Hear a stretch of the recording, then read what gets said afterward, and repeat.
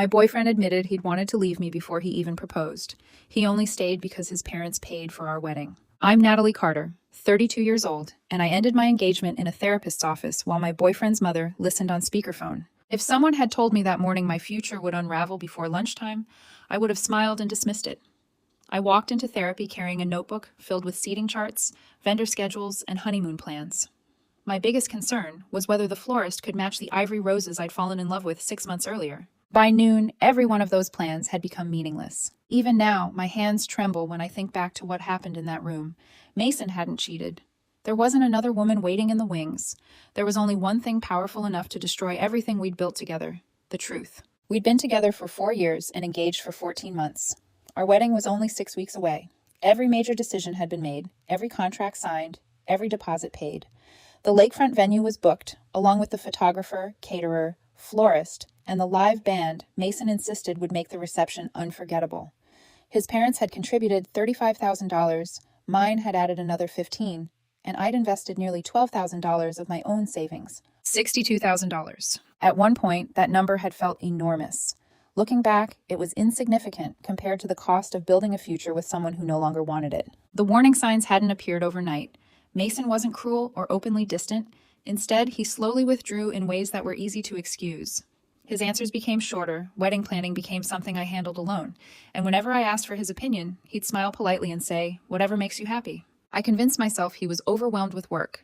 His father had recently retired, leaving him with more responsibility at the family business, and everyone assured me this was normal. "He's just letting you have your dream wedding," they said.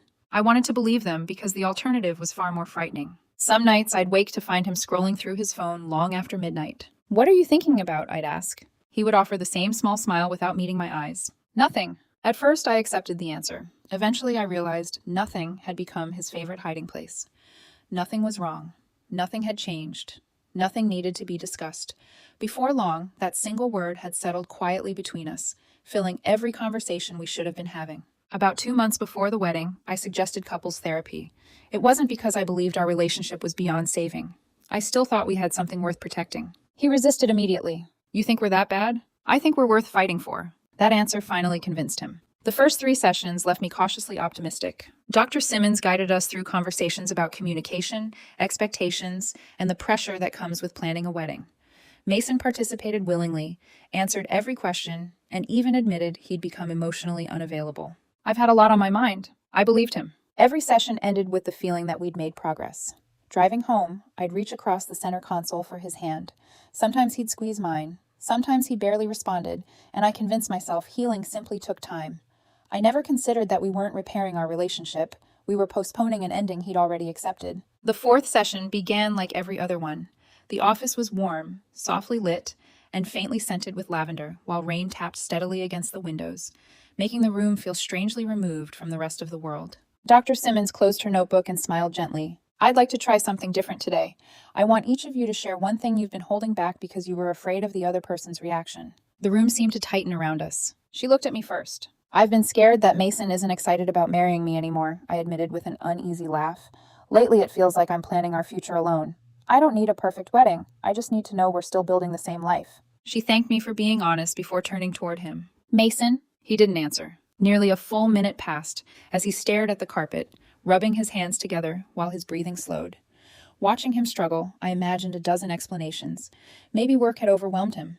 Maybe he was depressed. Maybe he was simply terrified of marriage. Any of those possibilities felt manageable. Then he finally spoke. "I've been unhappy for years." His voice was calm, almost gentle, which somehow made the words hurt even more. I blinked, certain I'd misheard. "I'm only still here because my parents have already spent so much money on the wedding. I couldn't back out after everything they'd already paid." Nobody spoke. Outside, the rain continued, but inside the office, I couldn't hear anything except my own heartbeat. Across from us, Dr. Simmons froze. She recovered almost instantly, but not before I caught the flash of genuine shock on her face. 4 sessions of careful professionalism vanished in a single expression. I let out a small, disbelieving laugh. "I'm sorry, what did you just say?" He still wouldn't meet my eyes. "I've known for at least 2 years that something wasn't right." My pulse stumbled. 2 years. That meant before he proposed, before he slipped the ring onto my finger, before we'd toured wedding venues together, talked about future holidays, or imagined the children we hoped to have. Every promise he'd made since then suddenly felt different. I struggled to steady my voice. "You've known since before we got engaged?" He nodded. I kept hoping my feelings would change. You proposed anyway. I thought they might. You let me plan an entire wedding. I didn't know how to stop. You told me you loved me. I do care about you. That's not what I asked. He closed his eyes briefly. I know. Something inside me gave way, not in a dramatic burst, but quietly, almost imperceptibly, like a foundation finally cracking after years of hidden damage. My eyes drifted around the office, taking in the framed diplomas, carefully chosen artwork, and soft lighting. Only moments earlier, the room had felt comforting. Now it felt like a stage where I was watching my own life collapse from the audience. Dr. Simmons spoke softly. Natalie, I barely heard her. There was only one question left. If your parents hadn't paid for the wedding, I asked, holding his gaze as he finally looked at me, would you leave today? His lips parted. He searched for an answer, but none came. He didn't have to speak. His silence was answer enough. Without taking my eyes off him, I reached into my purse, pulled out my phone, and unlocked the screen. It was the first decision I'd made in months without the slightest hesitation. What are you doing? Mason asked, his voice tightening. I'm removing the only reason you said you're still here. I scrolled to a familiar name, Linda Brooks, his mother, and held my thumb over the call button for a brief moment. The color drained from Mason's face. Natalie. I pressed call. Linda answered on the third ring, sounding cheerful, the way people do when they're expecting wedding updates instead of disaster. Hello? Hi, Linda, I said, forcing my voice to remain steady. I'm sorry to call like this, but we're in our couples therapy session. A brief pause followed. Is everything all right? I glanced at Mason before answering. No, it isn't. Dr. Simmons shifted uneasily in her chair. Natalie, I raised a hand, asking for a moment. I'm not calling to embarrass anyone, I said. I'm calling because your son just told me he's only stayed in our relationship because you and Robert already spent so much money on the wedding. The silence on the other end felt heavier than the one inside the office. I'm sorry, Linda said quietly.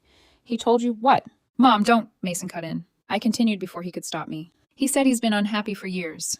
He admitted he knew before we got engaged that something wasn't right, but he couldn't leave because too much money had already been invested. Another pause. Long enough for everyone in the room to understand how serious this had become. When Linda finally spoke again, her voice had changed. Is that true? She wasn't asking me. She was asking her son. Mason stared at the floor. Mom!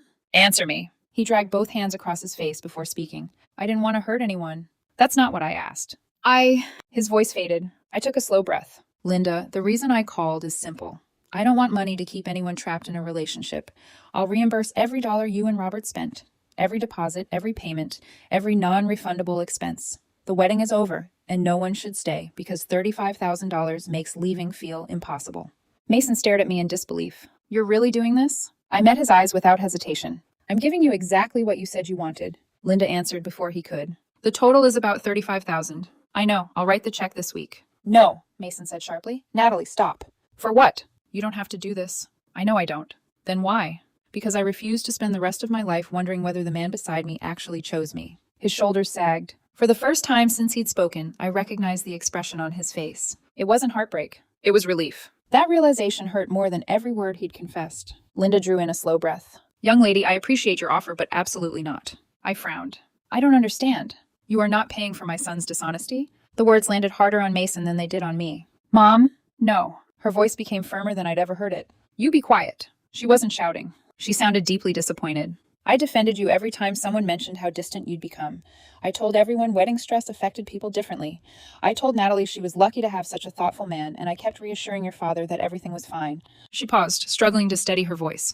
And all this time, you already knew. Mason closed his eyes. I kept hoping I'd change. Linda let out a short, humorless laugh. You proposed. You accepted engagement gifts. You smiled through every photograph. He lowered his head. I know. And through all of that, you still couldn't tell her the truth.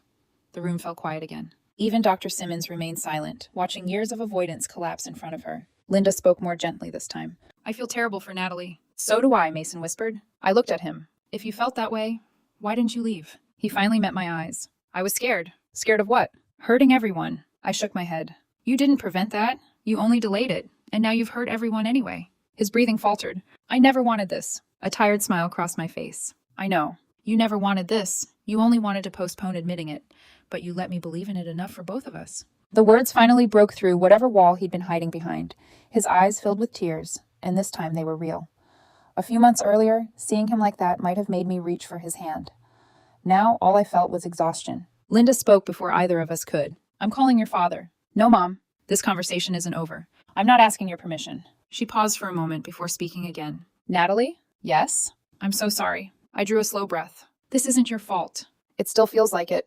It shouldn't. She sighed heavily. We'll deal with our son. The call ended, leaving the office unnaturally quiet. Mason stared at me as if he barely recognized the woman sitting across from him. I can't believe you called her. I met his gaze without flinching. I can't believe you let this go on for 2 years. He opened his mouth, searching for something to say before finally blurting out, You humiliated me. I shook my head. No, you told the truth. I simply made sure no one else kept paying for a future that didn't exist. Dr. Simmons finally stepped back into the conversation. I think everyone needs to slow down. I turned toward her. With respect, doctor, I've been moving slowly for 2 years. I just didn't know I was the only one still moving. She nodded sympathetically. I understand how overwhelming this is, but I'd still encourage both of you to stay present. I looked back at Mason. Then let's do exactly that. No rehearsed answers. No protecting people's feelings. No pretending things will somehow fix themselves. I held his eyes. Just tell me the truth. He nodded faintly. Okay. Did you ever actually want to marry me? The question lingered between us. He looked down at his hands before answering. I wanted to want to. That single sentence stripped away every illusion I'd been holding on to. He hadn't been fighting for our future. He'd been hoping his feelings would eventually catch up with the promises he'd already made. Instead of finding the courage to leave, he'd waited until honesty became unavoidable. Without saying another word, I slipped the engagement ring from my finger. The diamond caught the afternoon light before I set it gently on the coffee table between us. I think we're done. His entire body went rigid. Natalie. No. My voice surprised even me with how calm it sounded. This relationship didn't end today. Today was simply the first day I learned it had already been over for a very long time. No one challenged me. No one could. I don't remember standing. One moment I was sitting across from the man I'd planned to marry, and the next I was reaching for my purse. The engagement ring remained on Dr. Simmons' coffee table, catching the light like the final punctuation mark at the end of a story neither of us had been willing to finish. Behind me, Mason pushed back his chair. Natalie, please. I stopped at the doorway but didn't turn around. What? Don't leave like this. A weary smile crossed my face. You already left. You just never had the courage to tell me. The words drained the last trace of hope from the room. Dr. Simmons rose slowly, her expression filled with quiet concern. I strongly recommend we schedule individual follow-up sessions for both of you, Dr. Simmons said quietly. This is an enormous emotional shock. I offered her a polite nod. I appreciate everything you've done. Then I looked at Mason one last time. I genuinely hope you find whatever you've been searching for these past 2 years. His eyes filled with tears again. I never wanted to hurt you. I believe that, I replied, but good intentions don't erase what your choices cost. For a brief moment, I almost turned back. I almost hugged him. I almost held on to the version of myself that still believed love could survive anything. Then reality settled in. I'd always believed love could survive almost anything. What I hadn't understood was that it couldn't survive years of deception. I walked out. Outside, the rain had stopped, leaving the air cool and clean. Cars drifted through the parking lot, people laughed outside a nearby cafe, and someone crossed the street carrying a bouquet of fresh flowers. The world carried on exactly as it had before, even though mine had just been rewritten. The moment the car door clicked shut, I stopped pretending I was okay. I gripped the steering wheel as silent tears came faster than I could stop them. They weren't dramatic or loud. They simply kept falling until my chest ached with the weight of everything I'd just lost. For nearly an hour, my phone buzzed without stopping. Mason called repeatedly. Then came Emma, my parents, 2 bridesmaids, and several unfamiliar numbers. I couldn't bring myself to answer any of them.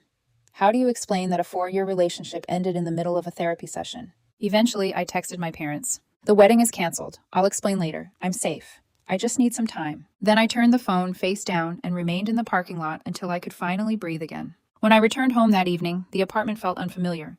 Mason wasn't there, but his presence lingered everywhere. His shoes by the front door, his jacket hanging on its hook, his coffee mug still sitting in the sink. They were ordinary things, yet each one reminded me of a future that no longer existed. The guest room was filled with unopened wedding gift, seating charts, invitation proofs, fabric samples, and planning notes covered the dining table. I stood in front of our engagement photo above the fireplace for several seconds before taking it down. Then I removed another and another, until every smiling picture of us had been packed into a cardboard box. I wasn't trying to erase the memories.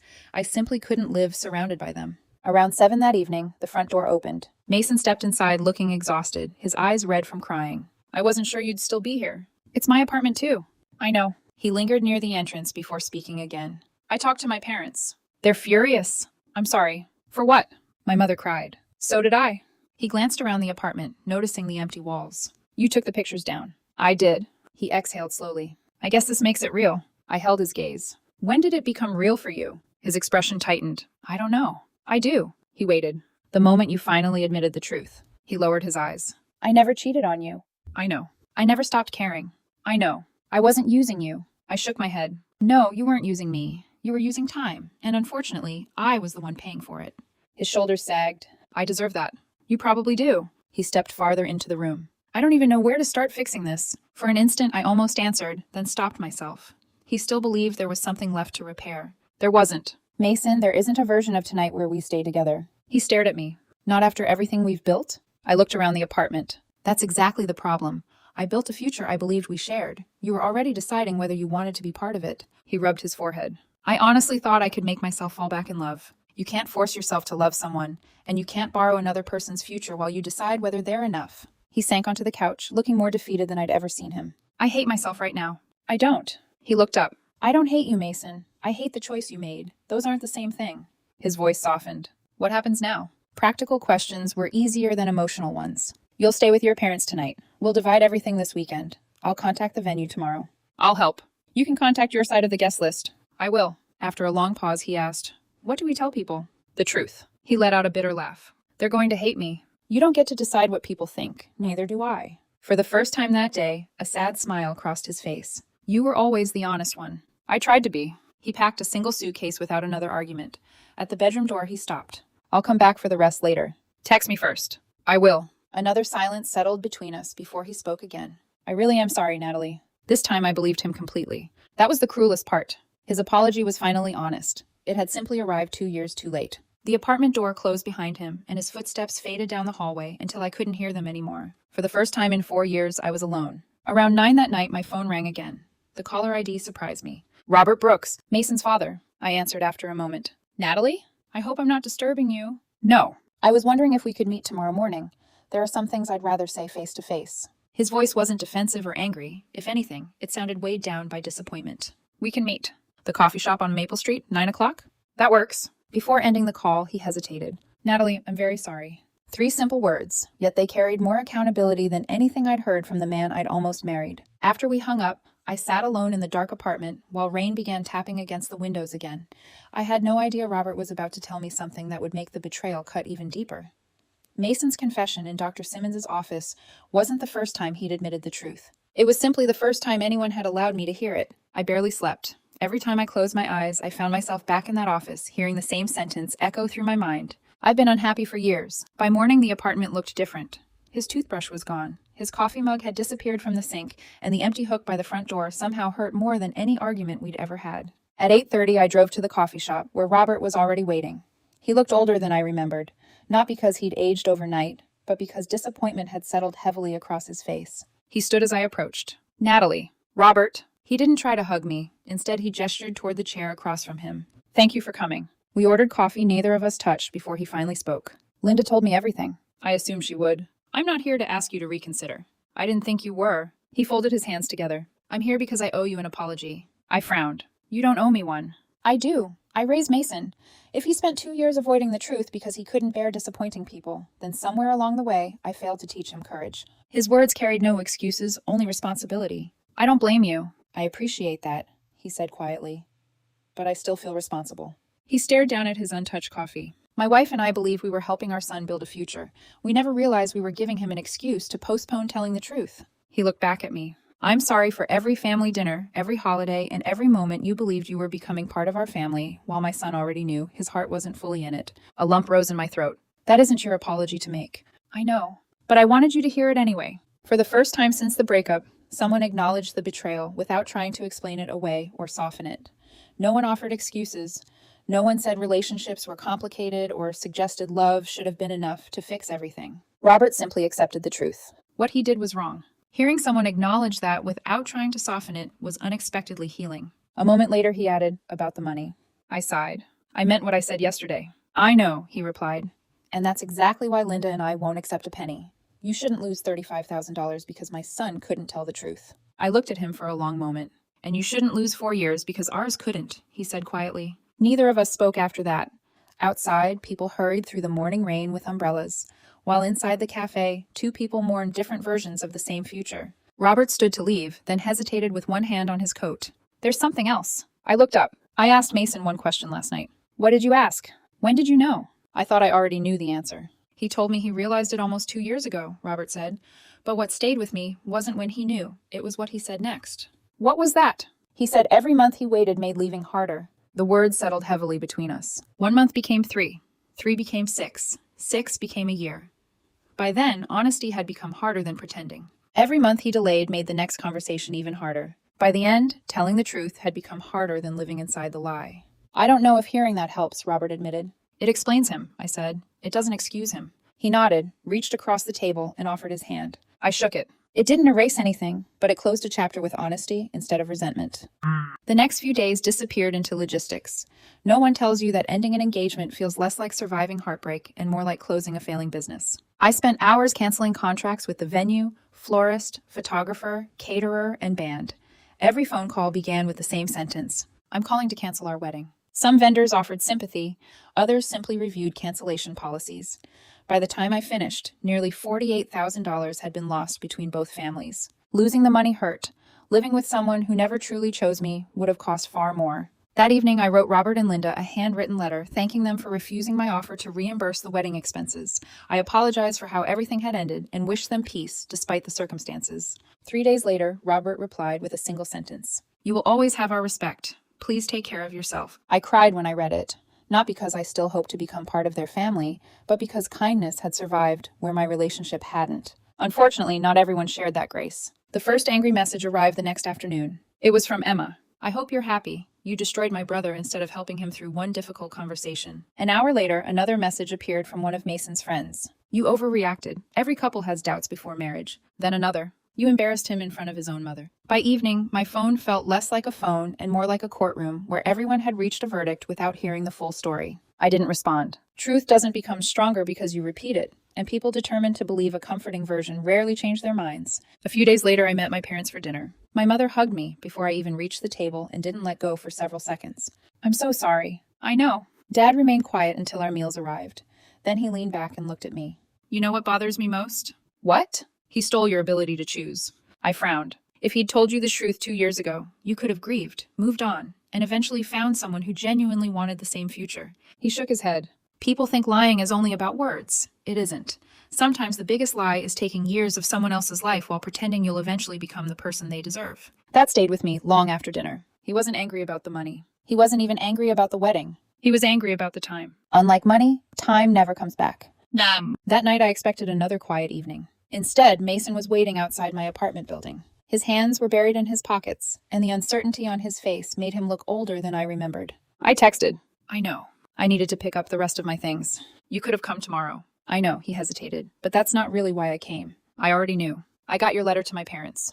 I know. They showed it to me. He swallowed before meeting my eyes. Natalie, I made the biggest mistake of my life. I studied him carefully. For the first time, I couldn't tell whether he was grieving the loss of our relationship or finally confronting the consequences of his own choices. There was a difference. I wasn't sure he understood it yet. Streetlights shimmered across the wet pavement as people passed us without noticing. I made the biggest mistake of my life, he repeated. I believe you, I said, but tell me something. He waited. Was the mistake losing me or finally admitting the truth? He hesitated long enough to answer without speaking. I don't know. I nodded. That's exactly the problem. He looked confused. If you truly understood what happened, you wouldn't have to think about the answer. After a long silence, he spoke again. I've been thinking nonstop. I know I destroyed everything. I know I hurt you. You were afraid, I said quietly. He frowned. I wasn't selfish? Fear and selfishness aren't always the same thing, but fear can still destroy people. He lowered his head. I kept telling myself I was protecting everyone. My parents, you, both our families, the guests. Then he gave a bitter laugh. The truth is, I was protecting myself. For the first time that night, every word sounded completely honest. What hurts the most, I admitted, isn't the lies. It's wondering which memories were real. He looked at me. Our engagement dinner, our anniversary trips, the night we painted the apartment. When you held me after my grandmother died, were you already unhappy? Yes. Were you already thinking about leaving? He closed his eyes. Yes. Every answer forced me to rethink memories I'd once treasured. Moments that had felt genuine suddenly looked completely different. Before leaving, Mason carried the last box to his car and returned with a white envelope. I found this. Inside was the receipt for my engagement ring. I thought you should have it in case you decide to sell it. I slipped it back into the envelope. Thank you. After a long silence, he spoke again. I really did love you. I think you loved the version of me that never forced you to make difficult choices, I replied. Real relationships become difficult eventually, and when ours did, you chose delay instead of honesty. He couldn't argue. At the car, he rolled down his window one last time. I hope someday you forgive me. I probably will. Hope flickered across his face before I finished. But forgiveness isn't the same as coming back. He nodded slowly. I know. This time I didn't watch him drive away. I simply turned around and walked back inside. A few days later, Claire called after hearing what had happened. 3 months. The words echoed in my mind. He also told Emma, Claire continued, my aunt, my mother, a few other relatives. Enough people knew something was wrong. The hallway suddenly felt too narrow to breathe in. They all knew? Not everyone, she said gently, but enough. And no one told me? No. Why? They honestly believed it was just cold feet. They thought he'd work through it, and once the wedding got closer, he'd finally commit. I let out a quiet, disbelieving laugh. So I was the only person who didn't know. I'm afraid you were. Fresh tears blurred my vision, but they weren't for Mason anymore. I'd already accepted that he'd hidden the truth from me. What I couldn't understand was how so many people had watched me choose flowers, taste cakes, send invitations, and talk excitedly about our future while privately hoping he'd eventually decide he wanted the life I'd already committed to. I don't understand. I know, Claire said softly. I argued with my mother about it. I told her someone should tell you. What did she say? She said it wasn't our place. A heavy silence settled between us before Claire spoke again. For what it's worth, I don't think you're crazy. I think you were the last person included in a conversation everyone else had already been having. After we hung up, those words refused to leave me. The last person, not just the last to know. The last person in my own relationship. That evening, I sat alone on my balcony, watching the sun disappear behind the buildings, while Claire's words replayed in my mind. They didn't change the ending, but they changed everything that came before it. Every family barbecue, birthday celebration, and holiday gathering suddenly looked different in my memory. Had people exchanged worried glances after I'd left the room? Had they smiled at me out of kindness, while quietly wondering whether Mason would ever find the courage to tell me the truth? Had they watched me plan my own wedding with sympathy, knowing there was a conversation I wasn't being allowed to hear? I would probably never know. And maybe that was a blessing. Some answers don't bring peace, they only leave deeper scars. 3 days later, Mason sent one final email. The subject line read, "Please read." I opened it slowly. This time there were no excuses. He didn't blame stress, his parents, or the money. He admitted he should have ended our relationship long before he proposed, and confessed that every month he delayed made telling the truth even harder. Near the end, he wrote, 4 years is too much to lose without asking if there's still any chance for us. I know I don't deserve another opportunity, but if there's even the smallest possibility, I'll spend the rest of my life earning back your trust. I read the email twice before closing my laptop. I made myself a cup of tea and sat quietly by the window for nearly an hour. When I finally opened the computer again, my reply was only one sentence. I sincerely hope you find the courage to be honest in your next relationship, but there is no path back to ours. Please don't contact me again. I pressed send. For the first time since everything fell apart, there was nothing left to say. 3 weeks passed. Healing didn't arrive with a dramatic breakthrough. It crept in quietly, almost unnoticed. One morning I realized I hadn't reached across the bed expecting to find Mason beside me. One evening, I caught myself laughing at a movie without immediately feeling guilty. Grocery shopping became easier when I instinctively reached for food for one instead of two, and eventually the silence in my apartment began to feel peaceful instead of unbearable. Over time, the apartment stopped feeling like ours. It became mine again. With every small change, the apartment felt a little less like a reminder of the past, and a little more like somewhere I wanted to stay. With every small change, I understood something I hadn't before. I wasn't trying to rebuild the life I'd lost. I was creating one that actually belonged to me. Eventually, the practical side of the breakup came to an end. Every contract had been canceled, every vendor contacted, and every refund processed. I'd contributed $12,000 to the wedding and recovered roughly $4,500. My parents managed to recover part of their contribution, but still lost around $6,000. Robert and Linda absorbed almost the entire $35,000 they had invested. Those numbers still sounded painful. Even so, whenever someone asked whether I regretted canceling the wedding, my answer never changed. No. Losing money hurt. Spending the rest of my life wondering whether my husband had ever truly chosen me would have cost far more. Not everyone agreed. Some mutual friends reached out with kindness, while others quietly disappeared. A few unfollowed me online altogether.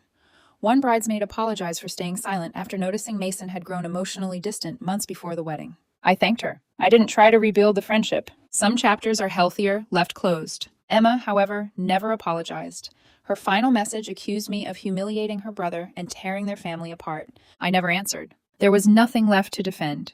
The people who genuinely wanted the truth had already listened. The rest had chosen a different version of the story long before asking me for mine. Eventually, I blocked every remaining number connected to Mason's family except 2. Robert's. Linda's. Not because I expected either of them to call again, but because throughout everything they had treated me with honesty, accountability, and compassion. That mattered. About a week later, my phone rang unexpectedly. It was Dr. Simmons. Natalie, hi. I hope I'm not intruding. Not at all. I just wanted to check on you. She couldn't discuss Mason's sessions or anything that happened after we separated, but she genuinely wanted to know how I was doing. I'm getting better. I'm glad. After a brief pause, she said, I've been doing this work for almost 15 years, and what happened during your fourth session was unlike almost anything I've seen. Most people soften painful truths. They avoid them, circle around them, or hide behind half answers. What happened that day was brutally direct. I don't know if that's a good thing, I admitted. It was painful. It was, she agreed, but painful truth is still healthier than comfortable deception. Before ending the call, she left me with one sentence I never forgot. You deserve someone who wakes up every morning grateful they get to choose you. That single word, choose, stayed with me. There is an enormous difference between being chosen and merely being tolerated. That evening, I opened the closet where I'd hidden my engagement ring. It still rested inside its velvet box. The following afternoon, I took it to the jeweler. He examined it carefully before looking up. It's in excellent condition. I almost smiled. The ring had never been the problem. The jeweler was talking about the ring. I couldn't help thinking how different that was from us. After signing the paperwork, I walked out feeling lighter than I had in weeks. The money wasn't what mattered. Selling the ring was simply the last piece of a future I'd finally stopped carrying. A month later, our wedding date arrived. I'd already taken the day off work months before, expecting it to become one of the happiest days of my life. Instead, I ordered Thai food, changed into comfortable clothes, opened every window in the apartment, and spent the afternoon watching old movies I'd loved in college. They weren't romantic films, just familiar stories that asked nothing of me. As the sun began to set, I caught myself smiling. Not because the relationship had ended, because I finally understood what the truth had spared me. If Mason had gone through with the wedding, I would have spent years trying to earn a love he'd already decided he couldn't give. Instead, the truth interrupted my life before vows turned uncertainty into a lifetime commitment. At the time, it felt like everything had fallen apart. Looking back, it was the first honest day we'd had in years. A few days later, I ran into Claire at a neighborhood bookstore. I wasn't sure you'd remember me, she said. I do. We talked for only 15 minutes. There was no gossip and no discussion about Mason until she mentioned, almost casually, that he'd started individual therapy. I hope it helps him, I said. I think he finally understands what he lost. I smiled. I hope what he learns matters more than what he lost. Claire studied me for a moment. I think your therapist would be proud of you. I laughed. I think she'd just be happy I finally understand I wasn't asking for too much. She was right. There had never been anything unreasonable about wanting honesty from the person I planned to marry. People still ask whether I regret calling Linda. The answer has never changed.